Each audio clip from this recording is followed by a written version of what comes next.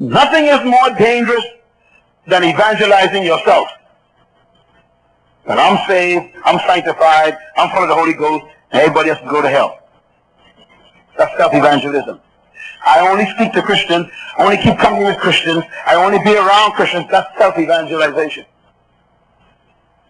My brother ain't saved, so I can say it's my saved brother. That's self-evangelism. I don't mix with Muslims, I don't mix with Buddhists, I don't talk to racists, I'm a Christian. That's self-evangelism. It's dangerous for self-evangelism. You are not saved for yourself. You are saved to become a minister of reconciliation, the Bible says, to others. So God makes his appeal to them through you. Let me tell you what's worse, is when you put all the salt in the same shaker. They are completely useless, aren't they? Salt is useless when it's with other salt particles. But when that salt comes on a piece of meat, it finally begins to take action. It begins to show why it exists. You were born again to reach people to Christ. And nothing is worse than you being saved and don't care about nobody else. Look at this verse. This verse is a story that Jesus told about his love for mankind and why we should love our brothers and sisters. Luke 15, verse 1 says what? Now the tax collectors and sinners were all gathered around to hear him. Who were around him? Sinners and tax collectors and sinners. In other words, the people who you don't want to mix with, they were around him. Look at the next verse. Read out loud. Go. But the Pharisees and the religious people of the law muttered. They murmured. And they said, this man welcomes sinners and eats with them. Wow. What's he going to respond? Look at his response. Read it loud. Then Jesus, come on, read. Then Jesus told them this parable. Now, here are religious people attacking him because he is in friendship with sinners. Religion doesn't care if the world goes to hell, but the kingdom does. And religion tells you not to mix with certain people. The kingdom sends you into the world, not to abandon it. His response is simple. He says, suppose one of you, read with me please, suppose one of you has 100 sheep and lose one of them. Does he leave the 99 in the open country and go after the lost sheep until he finds it? And when he finds it, he joyfully puts it in his shoulders and goes home. And then he calls his what? Friends and neighbors together and says, rejoice with me. I have found my lost sheep. I tell you that in the same way, there will be more rejoicing in heaven over what? One sinner who repents than over 99 righteous church-going people. Come on, clap for him. Now remember what caused him to tell the story. They were attacking him because he was among people who didn't know God yet. When you go after souls, all the angels in heaven gets up, according to him, and they wait because they want to shout. Because they just wait for that person to come back to the Father. When they come back to the Father, you make heaven go crazy. But you keep visiting your saved friend. Keep going over to your saved sister. Spending time with your saved brother. Spending time with your saved parents. Spending time with your saved cousin. Saved uncle. He says, no, find the one who ain't saved. Go pick him up and bring him to church. Sit with him. Take him for lunch.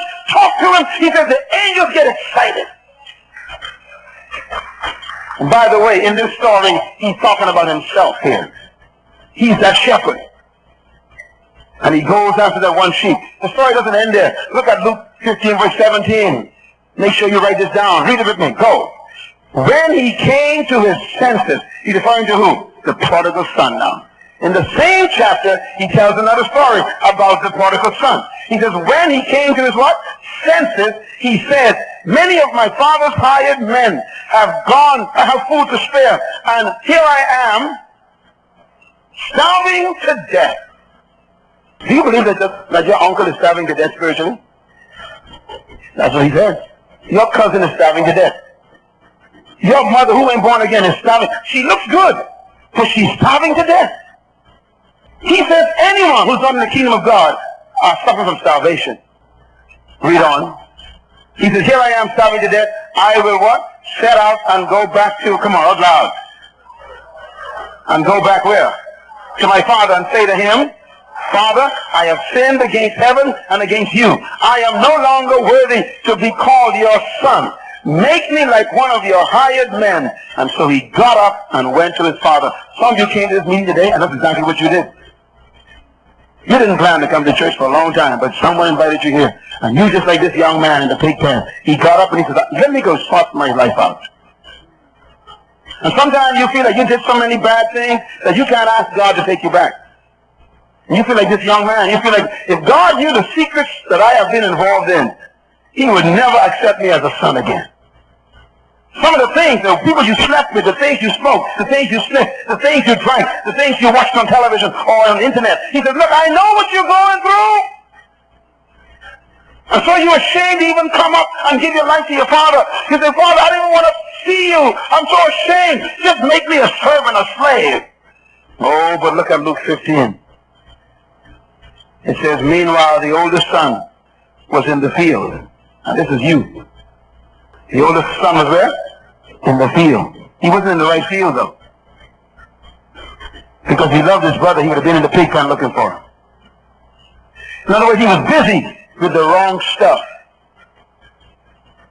How many of you are so busy you ain't got time to win souls, including your family? Have you ever taken your daughter for lunch just to talk about the Lord? Have you ever sat down with your son and said, son, let's go for a private lunch and let's talk about God? Have you ever taken your daddy out for lunch to talk about God? Have you ever taken your cousin out and said, look, let's just have a lunch together, or come to the house for dinner and you want to talk about the kingdom? It's amazing. We spend time with so many people other than our family and they go into hell. This man was busy. It's the other brother. By the way, when you read this, get ready, you may be convicted. He heard what? Read it loud. He heard what? Music. He said, what's all this racket in the house about? Remember now, his brother came home to the father.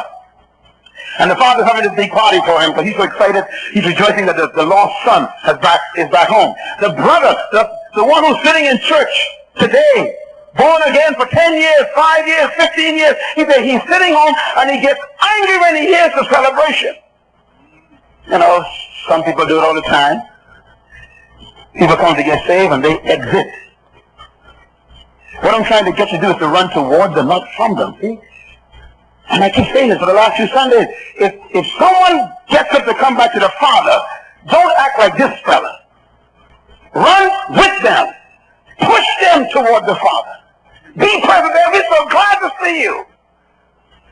But you see, I'm saved, and I got to go eat my lunch. Read this next verse out loud. Please read. So he called one of the servants and asked him, what's going on? In other words, he asked one of the members, why are they so excited up there in the front of that church? Why are they taking so long with those people filling those cards and praying with them and praying with them? I got to go. What's the big deal here? They answered, your brother has come. And your father has killed the fatted calf because he has him back safe and sound. Aren't you excited? Your father and your brother has been restored. Well, I am sure that this brother was a Bahamian. Let's read what he says. Read it loud. Go. Then the older brother became angry and refused to go in. So his father went out and pleaded with him. Could you imagine to beg people to come and stand at the altar with someone who's coming home? To beg you to go and talk to your own cousin who's going to hell. Yes, he's on drugs. He's sex-tracking with someone, but no one talks to him. Yes, I know your brother's drug addict, but you abandoned him. The whole family dumped him. Maybe you today, God is saying to you, you go pick him up, scrape him up off the ground, and take him for lunch, buy him a pants or something, and say, let's just talk, because sometimes it only takes one conversation to save a soul. So you love people, especially those of your own house. Here's this brother. What an attitude. The father got to beg him, hey, someone just got saved. Read the next statement. It gets worse. Read on. But the brother answered his father, look, all these years, I've been slaving for you. I never disobeyed your orders. I've been in church every Sunday. I work in the choir. I work in the department. I work in church. And I go at home. I ain't got no time to go after no sinner getting saved. See, the spirit of this older brother is demonic. Look at him. This guy is demonic. He said, I worked for you all these years. I never disobeyed you. I was always saved. Sound like some of you, right? Of course he disobeyed his father many times. But see, we begin to become self-righteous after a while. Because you see, we have developed a way to sin so skillfully that we can do it in the house. And so the brother outside whose sins are open, we use him to make ourselves look good.